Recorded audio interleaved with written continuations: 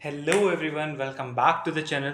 This is your friend Vansh, and today we are going to start the financial management, its scope, significance, and the objectives of financial manager or management.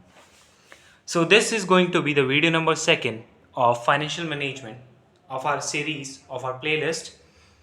तो आज हम basically देखने वाले हैं कि financial management में कि उसके स्कोप क्या है, यानी हमें क्या क्या चीज़ें इसमें पढ़नी पड़ेगी आगे, और उसकी सिग्निफिकेंस क्या है, यानी इंपॉर्टेंस, उसका हमें नीड क्या है पढ़ने की, कि फाइनेंशियल मैनेजमेंट किस पर्पस के को हमारा फुलफिल करता है, किस नीड को हमारी फुलफिल करता है, और ये हमारे किस फ्रूटफुल रहेगा हमारे कैसे।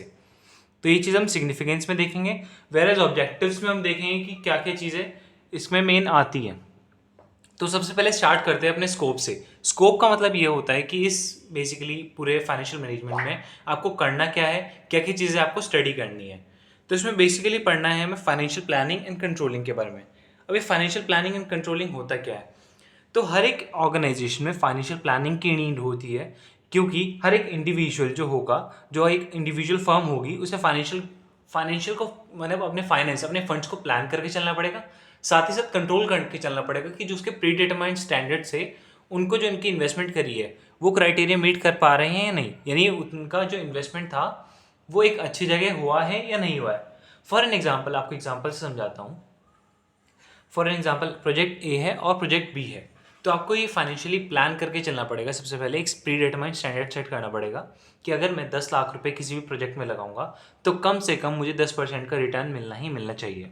आपने एक प्री डिटरमाइंड स्टैंडर्ड सेटअप कर दिया, तो ये आपकी प्लानिंग के आएगा। साथ ही साथ आपने ये प्लान करा कि कौन कौन से प्रोजेक्ट अवेलेबल हैं जिनमें मैं इन्वेस्ट कर सकता हूँ। फॉर एन एग्जाम्पल, आपके पास प्रोजेक्ट ए है, प्रोजेक्ट बी है, आपके पास दो प्रोजेक्ट हैं। तो प्रोजेक्ट ए की अगर बात करें तो इसमें जो आपका रिटर्न आ रहा है वो 8% पर एनम के हिसाब से आएगा, वेराज जो प्रोजेक्ट बी है वो आपका 12% या फिर 13% या 15% आपको रिटर्न दे रहा है।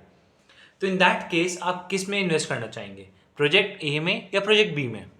आई होप आप सबका आंसर यही होगा कि आप प्रोजेक्ट बी में इन्वेस्ट करेंगे।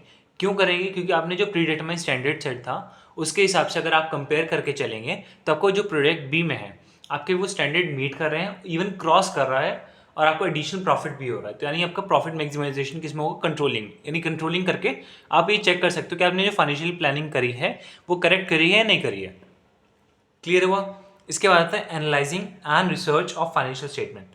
आपको सबसे पहले फाइनेंशियल स्टेटमेंट्स को बनाना होगा, साथ ही साथ उन्हें एनालाइज करना होगा, रिसर्च करना होगा। अब एनालाइज और रिसर्च का क्या मतलब है कि अगर आप उसको स्टडी करेंगे, उसकी फाइनेंशियल स्टेटमेंट्स की डीप स्टडी करेंगे, तो आपको एक नॉलेज मिल पाएगी कि आपने जो अपना इन्वेस्टमेंट करी है, आपका जो आपने जो डिसीजन लिए थे फाइनेंशियल डिसीजन, जैसे कि डिविडेंड से रिलेटेड हो, चाहे इन्वेस्टमेंट से रिलेटेड हो, चाहे कैपिटल डिसीजन हो यानी फंड्स को अरेंज करने से हो, तो क्या आपने ये सारे डिसीजंस अप्रोप्रिएटली लिए हैं या नहीं लिए?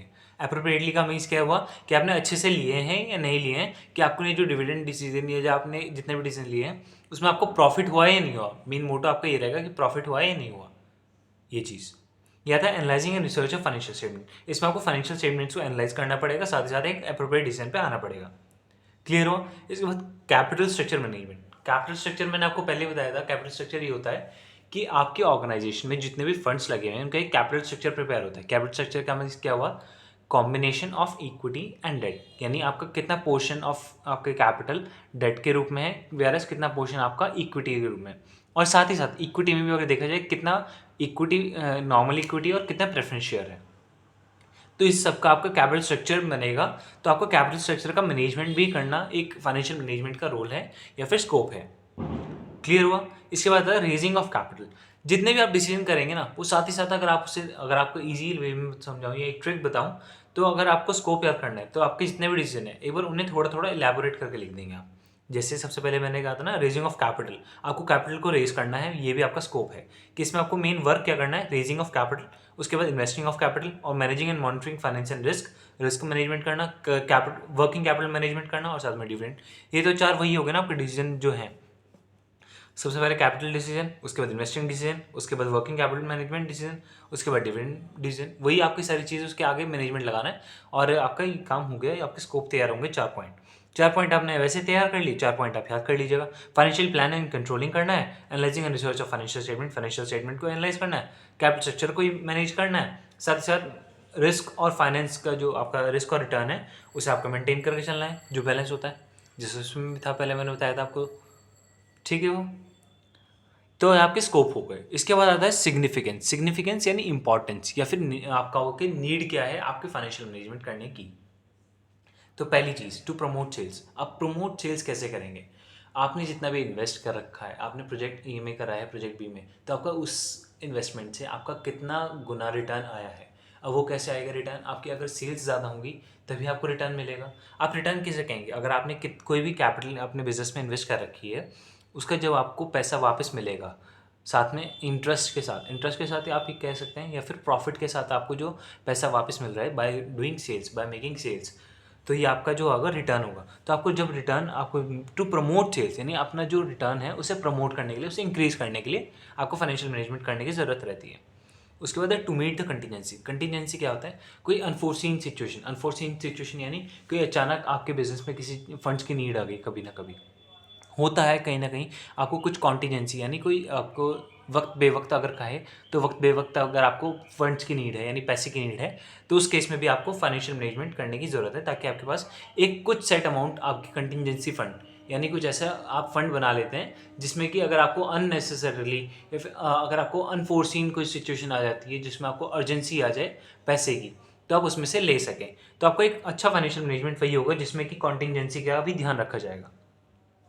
To avail the business opportunities, साथ ही साथ बिजनेस अपॉर्चुनिटीज़ को अवेल करने के लिए। अब ये कैसे? फॉर एग्जांपल आप इन्वायरमेंट को एनालाइज कर रहे हो, अगर आपको एक अपॉर्चुनिटी दिखती है कि एक नियर फ्यूचर में ये अपॉर्चुनिटी है और मुझे इसे ग्रैब कर लेना चाहिए। ग्रैब करने के लिए बट आपको क्या चाहिए होगा? फंड्स। क्योंकि अगर आप कोई भी चीज़ को आप इनिशियली स्टार्ट करने वाले हो तो आपको फंड्स की रिक्वायरमेंट होगी, आपको फंड्स की कहीं ना कहीं ज़रूरत पड़ेगी। तो अगर उस अपॉर्चुनिटी को आपको ग्रैब करना है, आपको अवेल करना है, तो आपको कहीं ना कहीं फंड्स की ज़रूरत करनी पड़ेगी। अब फंड्स की अरेंजमेंट कैसे होगी? अगर आपने अच्छी फाइनेंशियल मैनेजमेंट कर रखी होगी, आपके पास फंड्स ऑलरेडी अवेलेबल होंगे, तभी आपको वो आप अपॉर्चुनिटी को ग्रैब कर पाओगे। तो ये आता है to avail the business opportunities. Clear हुआ? इसके बाद आता है optimum allocation and utilisation of resources. अब ये क्या होता है? ऑप्टिमम एलोकेशन यानी मैंने ऑप्टिमम कहा था, best allocation and utilisation of resources, कि आपके पास जो जितने भी फाइनेंशियल रिसोर्सेज हैं या नॉन फाइनेंशियल रिसोर्सेज की भी अगर बात करी जाए, तो आपने अप्रोप्रिएटली आप उसे इन्वेस्ट कर रखा है, आपने उसका एलोकेशन कर रखा है। एलोकेशन का मतलब ही इन्वेस्टमेंट होता है कि आपने उसे अच्छी जगह पे लगाया हुआ है ताकि आपका बेस्ट सूटेड या फिर बेस्ट रिटर्न आपको मिल सके उस इन्वेस्टमेंट से। और साथ ही साथ यूटिलाइजेशन ऑफ रिसोर्सेज, भाई यूटिलाइज आप उसे अच्छे तरह से कर रहे हैं ताकि आपका पूरा का पूरा जो रिसोर्सेज का आपको कह सकते हैं कि उसका रस निकालना आपको आना चाहिए, आप उसका रस निकाल रहे हो।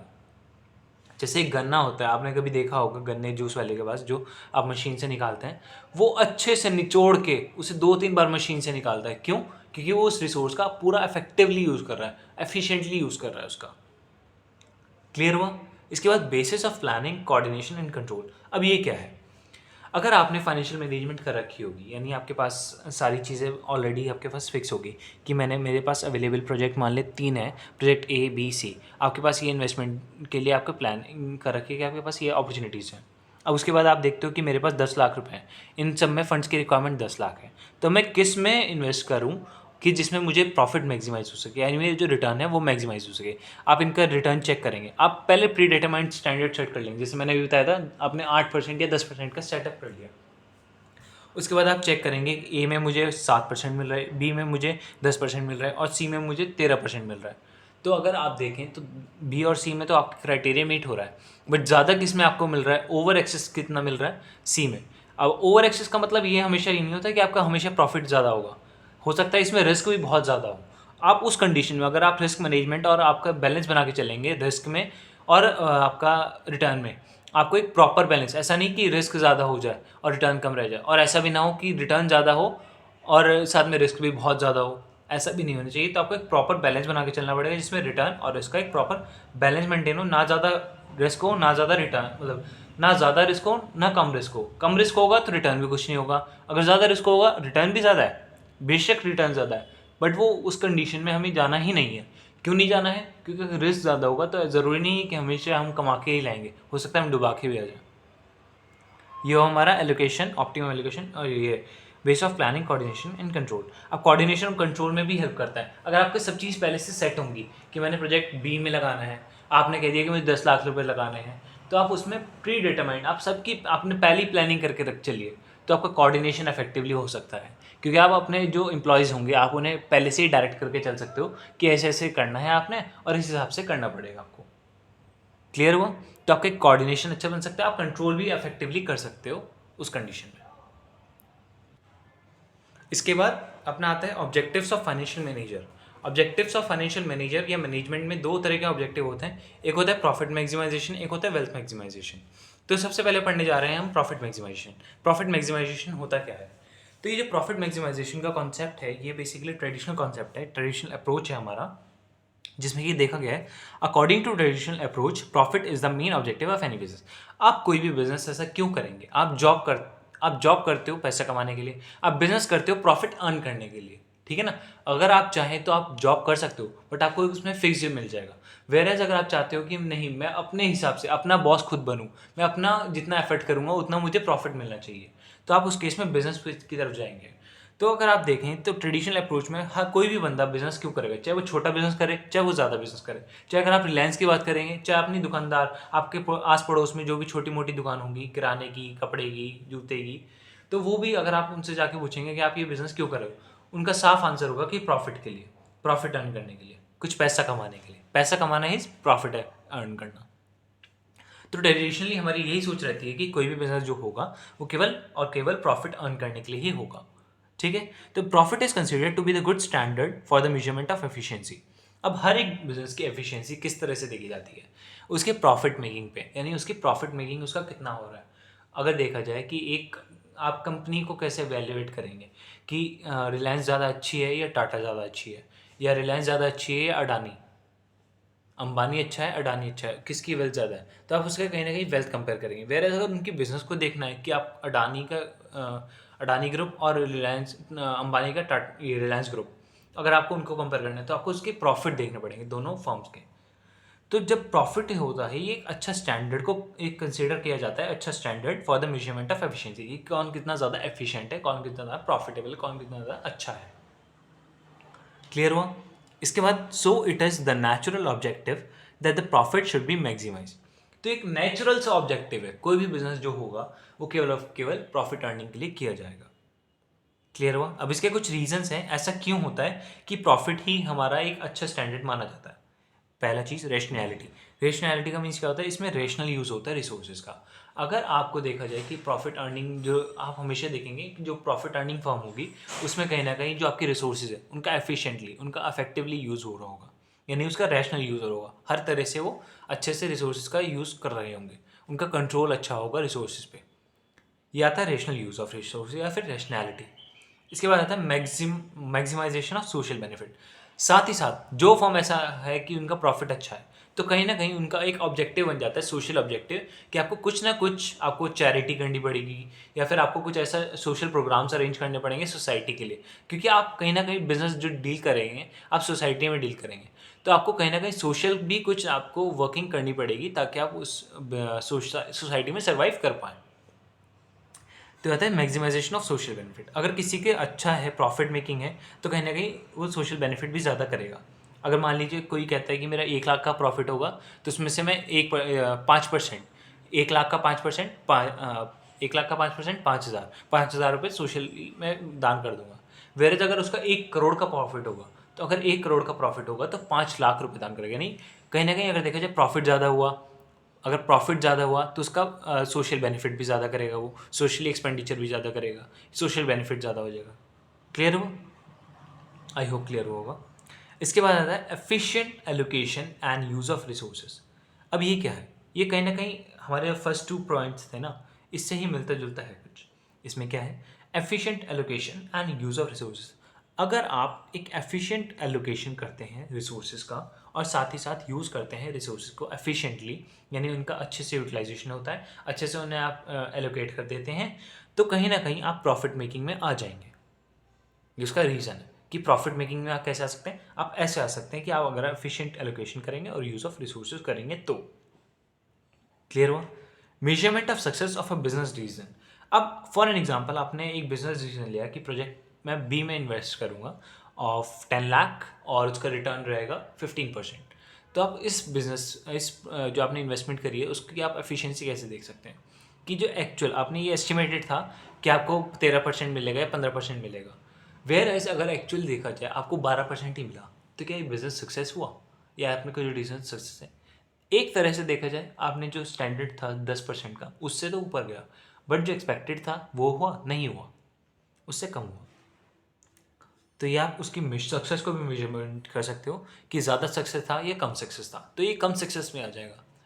Indicator of economic efficiency. Economic efficiency क्या होता है? इकोनॉमिक मतलब कुछ ना कुछ पैसे से रिलेटेड होगा कहीं ना कहीं।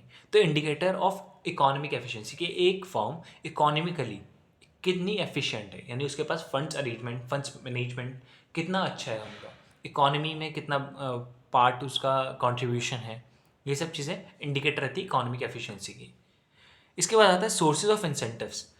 साथ ही साथ जो प्रॉफिट है ये हमारा एक सोर्स ऑफ इंसेंटिव भी है, क्योंकि अगर मान लीजिए एक बिजनेसमैन होगा, अगर उसका ज़्यादा प्रॉफिट होगा तो कहीं ना कहीं एक उसके लिए मोटिवेशनल कह सकते हैं, फिर उसके लिए इंसेंटिव बेस पे आपका प्रॉफिट ही वर्क करता है, आपको और कुछ चीज़ वर्क नहीं करेगी। वेरएज आपका प्रॉफिट अगर ज़्यादा होगा तो कहीं ना कहीं एक बिजनेसमैन के लिए इंसेंटिव के रूप में आ जाता है ये, तो ये सोर्स ऑफ इंसेंटिव भी है। Last point, profit maximization is a short term objective. ध्यान रखिए ये शॉर्ट टर्म ऑब्जेक्टिव है। ऐसा क्यों? आप कहीं ना कहीं शॉर्ट टर्म में तो देख सकते हो कि एक साल में किसका कितना प्रॉफिट रहा, इस साल ये अच्छी रही, इस साल ये अच्छी रही। आप देखते होंगे जो फॉर्ब्स की लिस्ट आती है कि इस साल के बिजनेसमैन सबसे ज़्यादा ग्रो किसने करा, तो कहीं ना कहीं प्रॉफिट के बेसिस पे देखते हैं। वेयर अगर आप लॉन्ग टर्म में देखेंगे ना कि लॉन्ग टर्म में कौन ग्रो कर रहा है, आप हो सकता है कि अंबानी से ज़्यादा भी कोई आपका लोकल बिजनेसमैन ग्रो कर रहा हो। अब ऐसा कैसे कि अगर मान लीजिए वो आज 1 रुपये कमा रहा था और 1 साल बाद वो 1 करोड़ रुपए कमाने लग गया, थोड़ा ज़्यादा हो गया कोई बात नहीं, 1 लाख रुपए कमाने लग गया, 1 रुपये से 1 लाख रुपए, ये जस्ट एन एग्जाम्पल दे रहा हूँ मैं, आप इसे कंसिडर वैसे नहीं करिएगा, पर्सनली नहीं लीजिएगा कोई भी, ये आप ये ना सोचिएगा ये एक्चुअल में होता है। तो मैं एक एग्जांपल देने के लिए, कोई अगर आज 1 रुपये कमा रहा है और साथ में अगले साल वो 1 लाख रुपए कमाने लग जाए, तो जितना गैप आया आपने देखा होगा, 1 लाख, 1 रुपया और 1 लाख, कहाँ पे कितना डिफरेंस आ रहा है, अगर परसेंटेज में देखा जाए कितना हाई ह्यूज डिफरेंस है। वैसे अगर अंबानी जी की बात करेंगे, आप कोई भी, मैं जस्ट एग्जांपल दे रहा हूँ, कोई भी एक आप बड़ा बिजनेस फर्म ले सकते हैं, XYZ आप ले लीजिए, मैं किसी इंक्लूड नहीं करूँगा अंबानी अडानी, मैं एक एग्जांपल दे रहा हूँ। XYZ कोई फर्म है, वो आज तो 1 करोड़ रुपये कमा रही थी और अगले साल उसका 10 करोड़ है, तो देखा जाए तो उसका 9 करोड़ का डिफरेंस आ गया। वेरस जो पहले एग्जाम्पल लिया था उसमें केवल 1 लाख का केवल 1 लाख रुपये का डिफरेंस आया था। बट अगर रेशियो देखा जाए तो ए वाले ने ज़्यादा ग्रो करा है रेदर देन बी वाले ने। क्लियर हुआ आपको? तो प्रॉफिट होता है ये शॉर्ट टर्म में, तो आप देख सकते हो कि शॉर्ट टर्म में किसने ग्रो करा, किसने ज़्यादा करा। वेरएज अगर आप लॉन्ग टर्म में जाओगे तो उसकी वेल्थ देखनी पड़ेगी कि कहाँ से उठ के वो कहाँ तक गया, कहाँ से उठ के कहाँ तक गया, आपको ये देखना पड़ेगा उसकी कितनी वेल्थ में डिफरेंस आया, कितना गैप आया था, आपको वो चीज़ देखनी पड़ेगी। तो आता है वेल्थ मैक्सिमाइजेशन कॉन्सेप्ट, ठीक है ना? तो वेल्थ मैक्सिमाइजेशन कॉन्सेप्ट आपके सामने ये रहा। चलिए, तो वेल्थ मैक्सिमाइजेशन कॉन्सेप्ट क्या है? It is also called the value maximization object. अब ये वैल्यू मैक्सिमाइजेशन ऑब्जेक्ट भी बोला जाता है क्योंकि इसमें आपकी बिजनेस, आपकी वेल्थ की वैल्यू एस्टिमेट की जाती है और उसको मैक्सिमाइज किया जाता है वेल्थ को, तो ये वैल्यू मैक्सिमाइजेशन ऑब्जेक्टिव कहलाता है। Objective of the financial management is to increase the wealth of the firm. Basic objective financial management का क्या रहता है कि सब, अगर शॉर्ट लेवल पे बात करिए, शॉर्ट टर्म पे बात करी जाए तो रहता है प्रॉफिट मैक्सिमाइजेशन। वेरएज अगर हम लॉन्ग टर्म पे चले जाएं तो लॉन्ग टर्म पे क्या रहेगा? वेल्थ मैक्सिमाइजेशन, कि एक फर्म की, एक ऑर्गेनाइजेशन की, एक एंटरप्राइज की वेल्थ मैक्सिमाइज की जाए, ये उसका फाइनेंशियल मैनेजमेंट का एक मेन ऑब्जेक्टिव रहता है। तो ये मेन ऑब्जेक्टिव क्लियर हो? तो द वर्ड वेल्थ और the value signified the worth of the owner, that is the market price of the share, market capitalisation.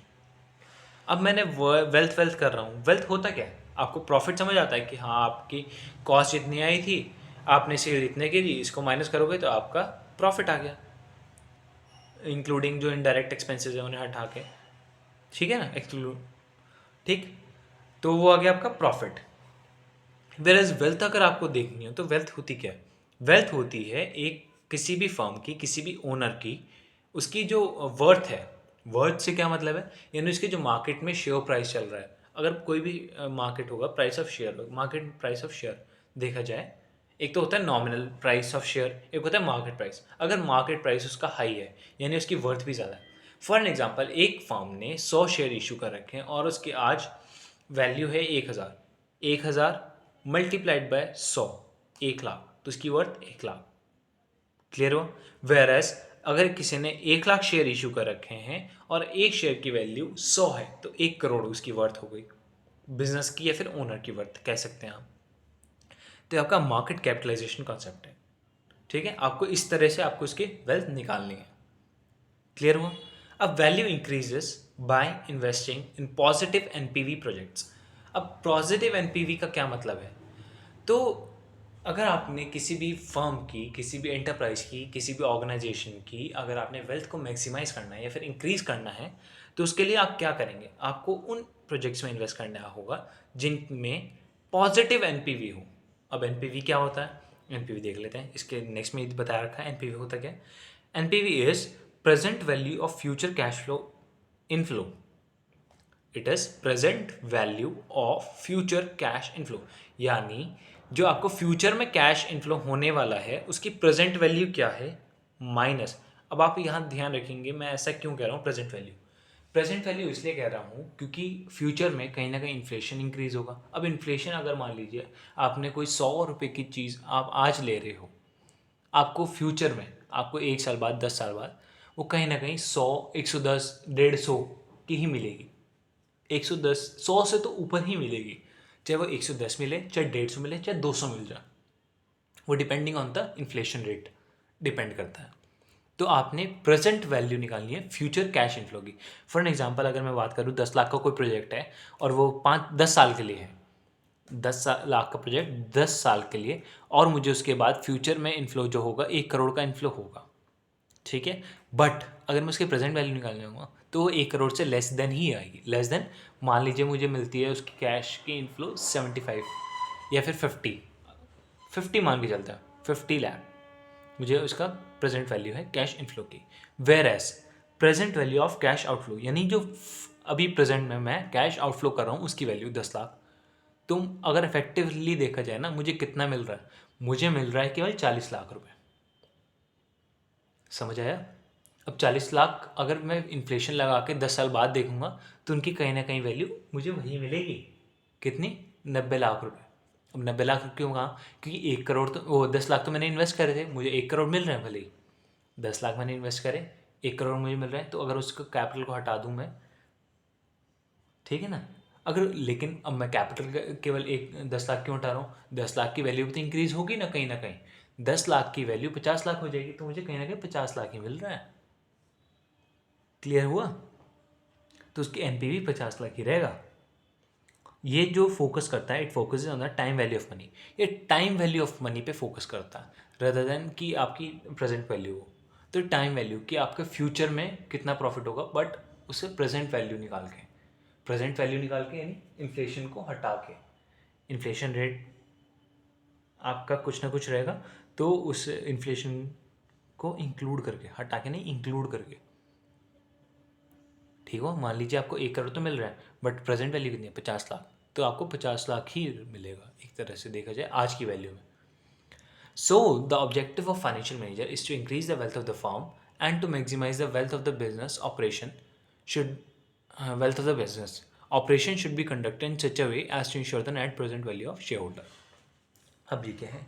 जो मेन ऑब्जेक्टिव होता है फाइनेंशियल मैनेजर का वो होता है वेल्थ ऑफ द फर्म को इंक्रीज करना, वेल्थ ऑफ द फर्म को मैक्सिमाइज करना, and to maximize the wealth of the business, business की वेल्थ को मैक्सिमाइज करना।